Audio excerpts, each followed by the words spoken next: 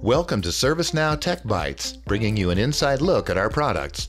I'm your host, Steve Miller. Today we're going to talk with product manager Nikki Patel about some new features in the workforce optimization product to help companies take full advantage of a distributed workforce. Stay tuned.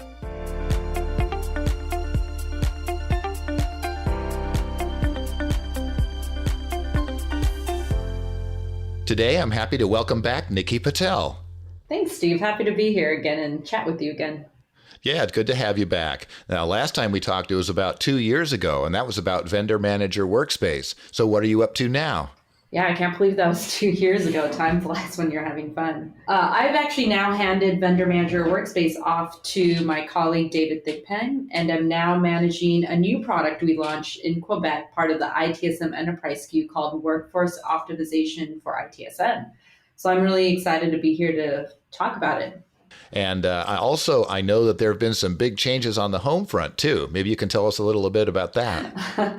Yes, there have been. As you have so nicely put it, I've recently been promoted to CIO, Chief Infant Officer, and it's definitely the most challenging job yet. His name is Sohan and he's 13 months old, and it's amazing how quickly he's turned our world upside down.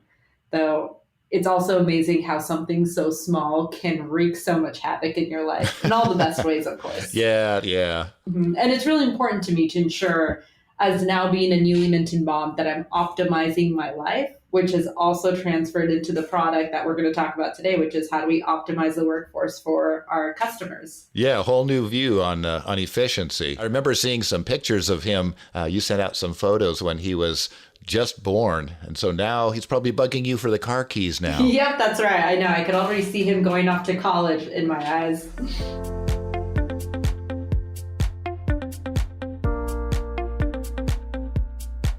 Okay, so let's talk a little bit about workforce optimization. So before we get into the details, I wonder if you could give our listeners a quick overview of the whole product. Yeah, so workforce optimization is a one-stop shop for managers and their teams of agents.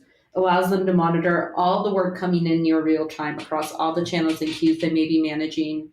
It allows them visibility into team performance and ensure that they're tracking against the KPIs the managers have set for the team, as well as mentor their teams and ensure they're being coached with the skills they need to succeed and ensure that they are set up for success to address the incidents or the work items coming in near real time from all the different queues. So on the flip side, we've created the solution for IT managers, but we also need to take care of the agents. So we've collaborated with the Agent Workspace team and really integrated some of the features or some of the items that we are collecting in workforce optimization in Agent Workspace as well. For example, we empower them to manage their own schedule. So a manager might schedule in for a shift, but they have the ability to view their schedule, request shift swap, request time off requests, as well as view performance targets set by their managers. So with workforce optimization for ITSM, we haven't just solved for the IT managers, but we're also making sure that the agents have proper visibility into the items that the managers might be setting for them, whether it be schedules, whether it be performance targets, whether it be coaching and learning courses. So it truly is a 360 solution for IT managers and the agents.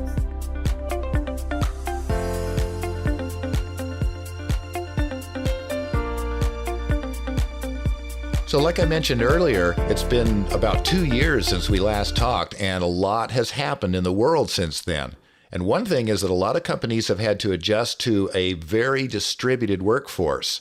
So I understand your team has added some new features to workforce optimization to help companies manage that distributed workforce and maybe even make it an advantage rather than a challenge. Yeah, in the wake of COVID, it really has shaken up the world of work for a lot of these customers. Even including us, we really had to adapt the way we work and the way we collaborate and the way we interact with all of our team members, as well as our IT service desk. Working from home, I'm sure everyone have had their issues just getting their workstation properly set up. So for a Rome release, we really focused on how do we enable these teams to make this transition into this new world of work and how do we make it easier for them.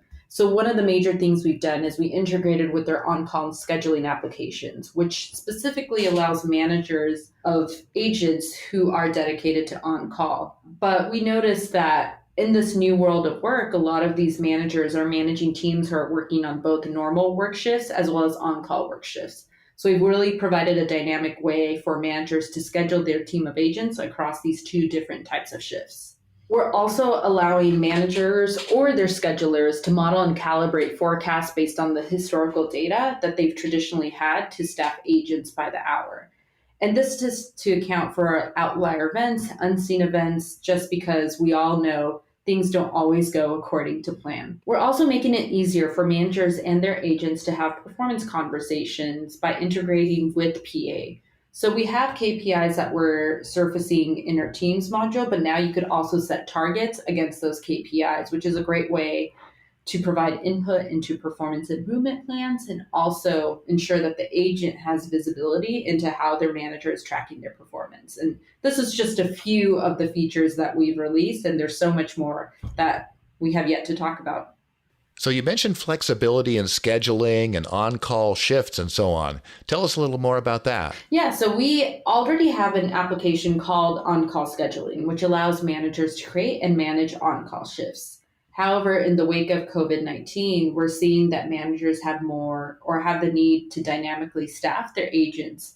And so that's why we've integrated with the on-call scheduling app. It's not meant to replace it, just work in conjunction with it. And this is geared towards managers who have that team where they need to schedule their team of agents across the 9 to 5 work shifts and then the on-call shifts.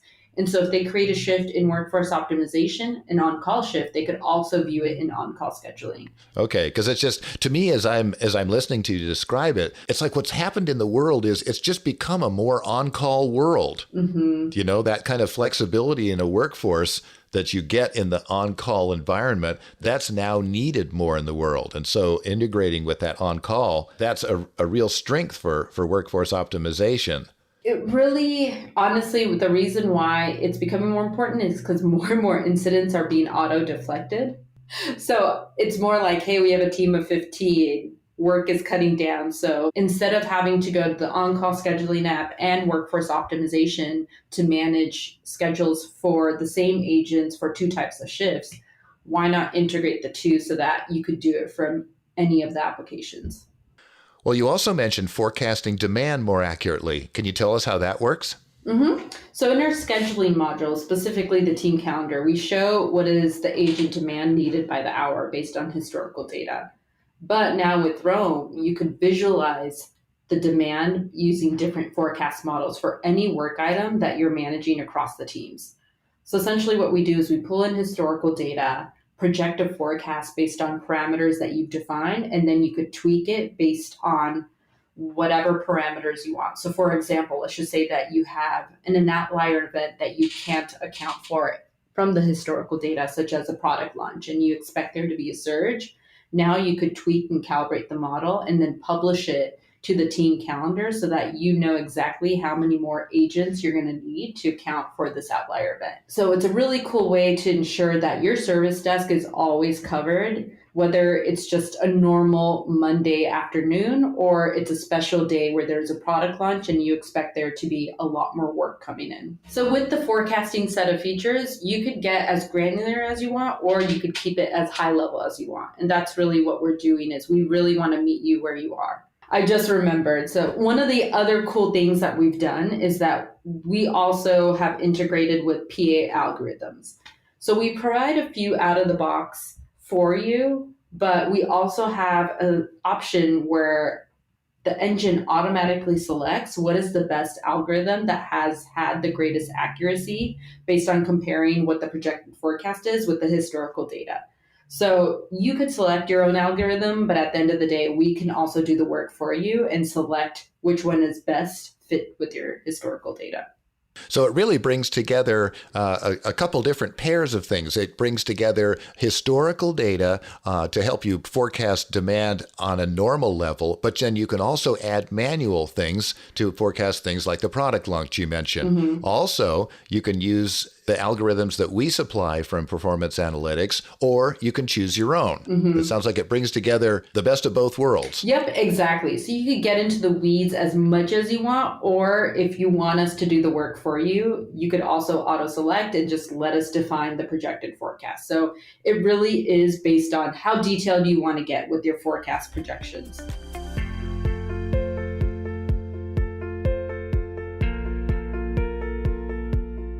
So you mentioned that demand forecasting uses algorithms from Performance Analytics.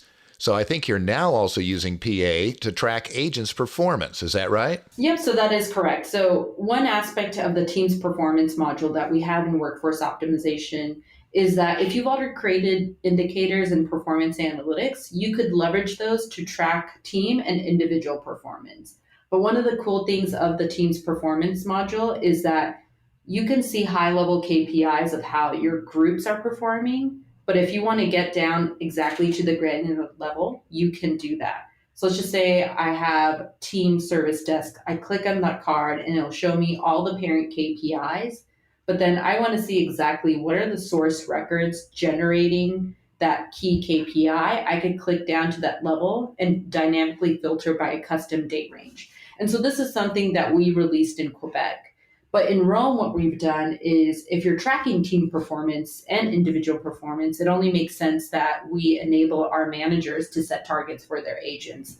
And so now we've integrated with PA targets, where a manager can create a performance target for an individual or the entire group based on the KPIs that they've selected to assess the group. And so this makes it really easier to have that performance conversation between a manager and agent, because now you have records tracking the progress and the creation of the targets. In addition, I think going back to this theme of now that we're all working remotely, let's just say the manager created a target but didn't have time to communicate to the agent that, hey, we updated your target or I created a new one. The agent can also view the performance target in their agent profile and agent workspace. So ideally, a manager would reach out to the agent, have a conversation, and then set the performance target. But let's just say that that's not something they do. At least the agent has visibility into how their performance is being tracked with our integration into the agent profile. So we've really made it easier for managers and agents to have a visible way of tracking performance, just in case some of these items get missed through conversation. Yeah, and even if there is a conversation, it must be useful for the agents going forward on a day-by-day basis to be able to look at the same measure of performance that their manager's looking at, so that when review time comes around or future conversations, they're all on the same page, no surprises. Yep, that's exactly right. That's exactly right. Because then the agent can say, hey, these are the targets you set for me, and this was my performance. And so it just makes that conversation a lot more smoother. Lastly, you mentioned support for expanded learning, like using resources from external sources. Can you tell us more about that?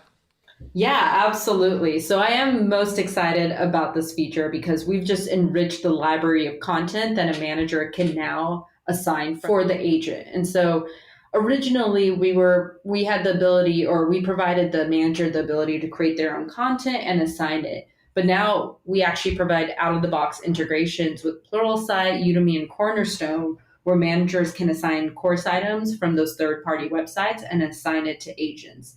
And that entire experience of the agent taking that training course is embedded into the agent workspace experience.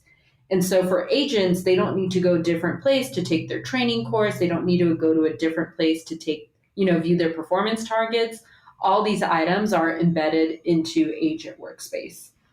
So one of the cool things about our integrations with these third-party or our integrations with their learning management systems is that we've actually partnered with their HR team, or specifically the Learning Post team, where if a customer is licensed for both workforce optimization and Learning Post, we are using the same tables to source these course items. So if you've created course items or you have access to course items as a result of HR Learning Post, you have those same access in workforce optimization so that you're not creating and having to access your course items from two different libraries.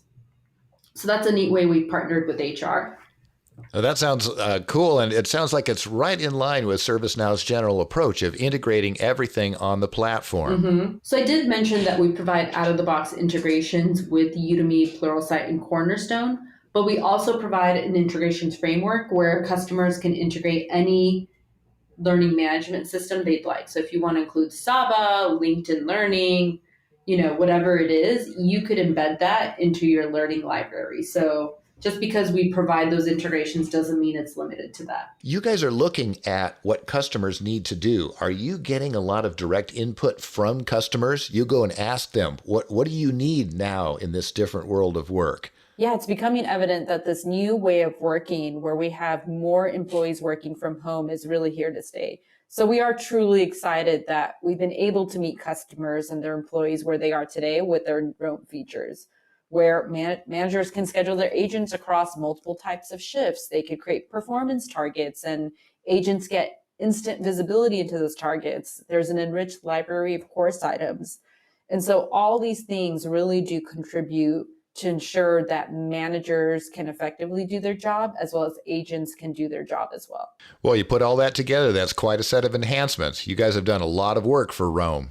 Yeah, the great thing is that for users who are upgrading from an earlier release, there really isn't going to be a high learning curve because we're really just expanding upon the features that we've already built in Quebec. So the good thing is you could do a lot with the Quebec release, but you're going to be able to do a lot more with the Roam release. Without a lot of extra learning. That's right, without a lot of extra learning. Then was there anything else you wanted to mention? Any final words? Yeah, we actually have a few blog posts posted on the community. So if you want to learn more about the features and you want to get in depth about coaching with learning or the forecasting set of features, definitely check out our blogs. In addition, we have some great videos on YouTube.